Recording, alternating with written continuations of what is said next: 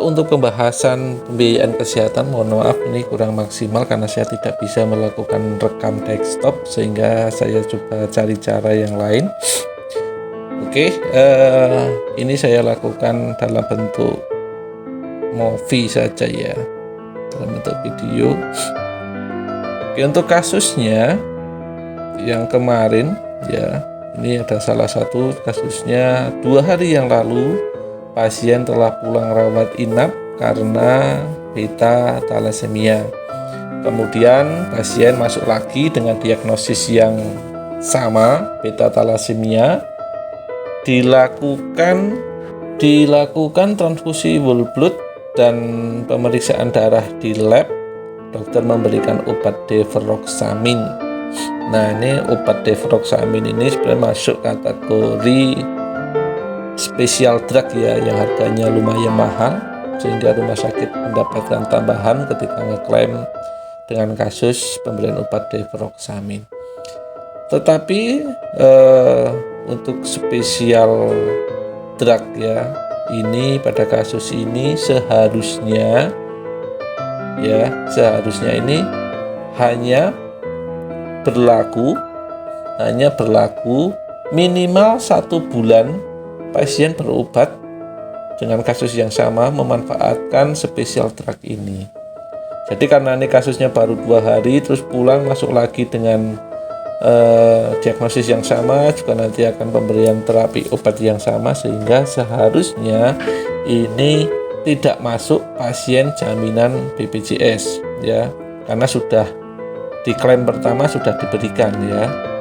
Sehingga kalau kalian menemukan kasus seperti ini, silahkan disampaikan ke pasien untuk menggunakan asuransi lain ya, misalkan punya asuransi lain, atau misalkan tidak, silahkan sebagai pasien umum, pasien biasa. Jadi tidak bisa menggunakan jaminan BPJS. Pada kasus yang kedua, yaitu diagnosis utamanya cholesistitis akut dan kronis ya, dokter kadang menulis seperti itu ya, ada cholesistitis akut dan kronis. Maksudnya seperti apa ya untuk diagnosis seperti ini? Ini apakah dipilih salah satu saja, cholesistitis akut atau cholesistitis kronisnya saja? Nah, yang benar adalah ini dua-duanya dimasukkan ya. Jadi sebenarnya dia itu punya radang di kantung empedunya itu sebenarnya sudah lama. Tetapi ketika masuk ke rumah sakit ini terjadi peradangannya ini yang hebat ya, yang masuknya yang kategori akut. Jadi yang akutnya sebagai utamanya di coding, kemudian cholesistitis ya, radang kantung empedu yang sudah kronis ini juga di coding. Jadi dua-duanya dimasukkan. Nah, ini yang berbeda lagi kan, sini ada keterangan sebenarnya ini naik kelas ya, dari RI kelas 1 kemudian naik ke VIP. Oke, ini untuk hasil codingnya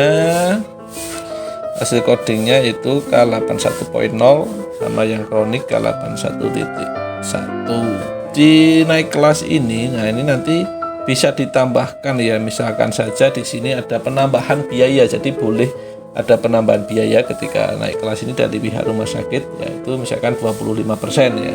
Jadi si pasien nanti bayar lagi sekitar 2.379.125, misalkan seperti itu. Oke, ke kasus selanjutnya, diagnosisnya tonsilitis, kemudian tindakannya tonsilektomi dan kanterfaring ya. Oke, ada tonsilektomi dan kanterfaring. Untuk ngodingnya ya, ini silakan dikoding lah untuk kronik tonsilitis ya. Kemudian untuk kode tindakannya, ini sebagian mahasiswa ada yang mengkode 2 ya, ada yang mengkode tonsilektominya di kode 28.2, kemudian ditambah tadi counterfaringnya di kode juga 2939. Apakah kode ini benar? Nah, ini hasilnya ada 11 661.600. Ini lumayan tinggi ya, uangnya lumayan banyak. Nah, tapi sayangnya kode ini tidak tepat ya. Nanti kalian dikira melakukan markup ya, nanti dikiranya sengaja, jadi termasuk kasus fraud. Ini kode yang benar adalah hanya tonsilektominya saja. Jadi yang akan tervalid itu sebenarnya bagian dari tonsilektomi. Jadi silakan yang dimasukkan hanya tonsilektominya saja.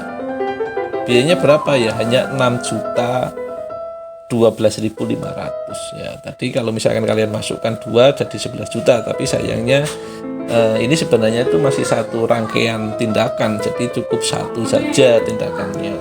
Ini kode yang benar ya, hanya tindakannya hanya satu. Oke, kemudian kasus yang ketiga yaitu misalkan Dokter Puspita SPD merawat seorang pasien yang sedang hamil. Usia kehamilannya 3 minggu karena DHF. Kemudian dokternya menulis diagnosa utamanya G1, gravida 1, partus 0, abortus 0 ya, KET ya, kehamilan etopik terganggu ya. Ini kehamilan yang mengancam. Oke, terus diagnosis sekundernya DHF, komplikasi infeksi pada ibu hamil. Keterangan ini ya, keterangan dokter penanggung jawabnya ini penting sekali. Jadi ini kebetulan dokter penanggung jawabnya adalah Dokter Puspita SPD, spesialis penyakit dalam.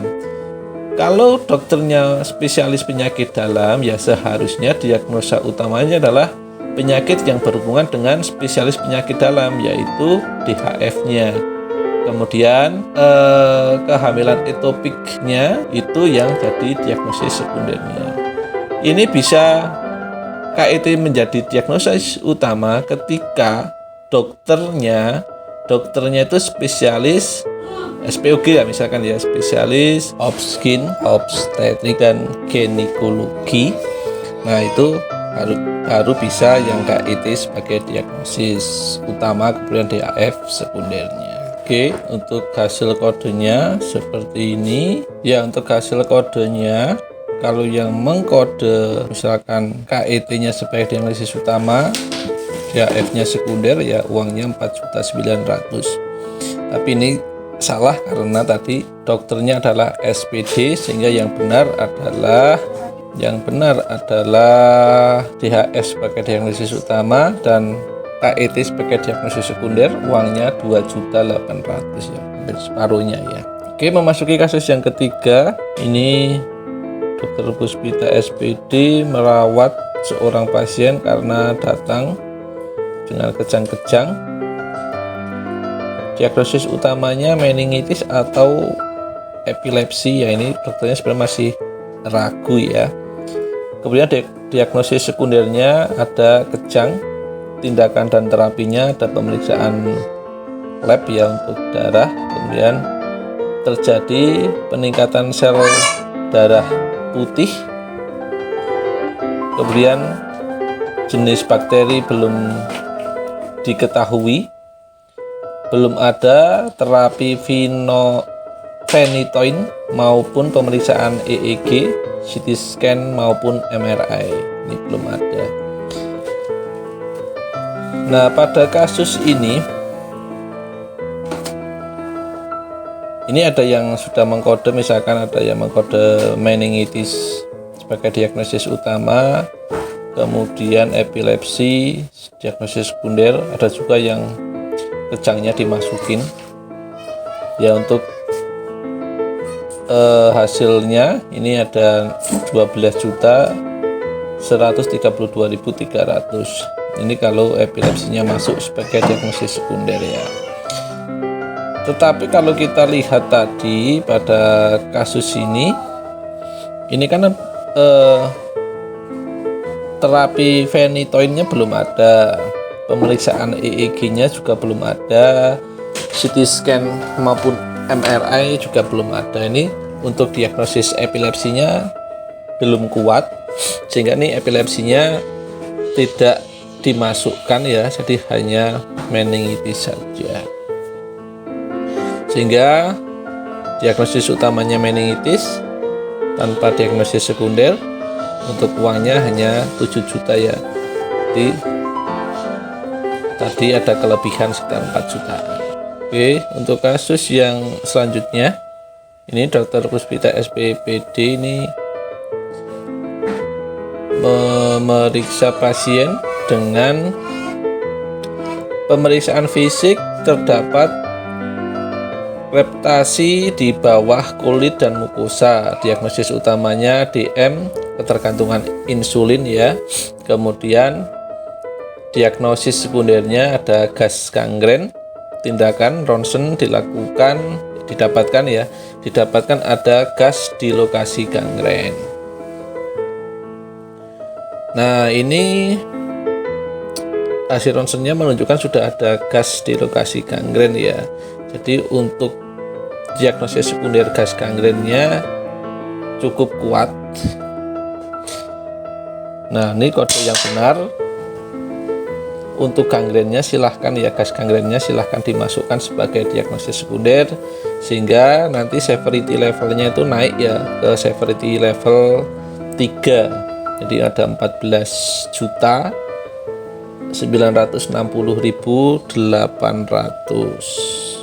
Nah, oke, masuk ke soal selanjutnya. Ini ada diagnosisnya efusi pleura, tindakannya WSD dan puncture of lung. Nah, ini WSD dan puncture of lung ini sebenarnya puncture of lung itu bagian dari WSD, jadi sebenarnya cukup satu saja ngodingnya, yaitu tindakan untuk WSD. Coba kita lihat di sini. Ini sebagian mahasiswa ada yang mengkode tindakannya dua-duanya dimasukkan. Uangnya ada 14 juta ya. 14.199.800 ya, cukup besar. Nah, kalau WSD-nya hanya WSD saja yang kita masukkan, itu uangnya hanya 7.225.100. Nah, karena tadi puncture of lung-nya itu bagian dari WSD, sehingga yang dimasukkan hanya WSD saja, sehingga kode dan grouping yang benar adalah hasilnya 7.225.100. Oke, masuk ke soal selanjutnya. Pasien masuk, pemeriksaan fisiknya ada sesak nafas, takikardianya tidak ada, suhu tubuhnya 38 derajat Celcius. Diagnosis utamanya ada bronkopneumonia, diagnosis sekundernya ada sepsis. Kemudian hasil labnya belum semua keluar, tapi sementara pneumonia positif, leukosit terjadi peningkatan. Ya, peningkatannya diperhatiin ya, peningkatannya kalau lebih dari 11.000, dan ini termasuk leukositnya tinggi. Nah, untuk syarat sepsis sebagai diagnosis sekunder, karena ini nanti akan mempengaruhi severity level ya. Ketika sepsis masuk, pasti severity levelnya naik. Itu syaratnya leukositnya meningkat atau menurun drastis. Nah, ini kalau kebetulan kalau di atas 11.000 itu masuk kategori hiper ya, leukositnya terlalu tinggi. Ini kebetulan 11.500 sel per mikroliter ya, jadi memang sudah tinggi ya. Jadi sepsisnya bisa dimasukkan sebagai diagnosis sekunder. Oke, kita lihat. Ini misalkan tadi bronkopneumonia tidak dimasukkan sepsis ya. Ini severity levelnya kan hanya 1, uangnya 5.169.700. Nah, ketika kita masukkan yang benar ya, nanti ada sepsisnya, severity levelnya naik menjadi severity level tingkat 3, langsung menjadi 17.187.500. Demikian kurang lebih untuk pembahasan praktik kemarin.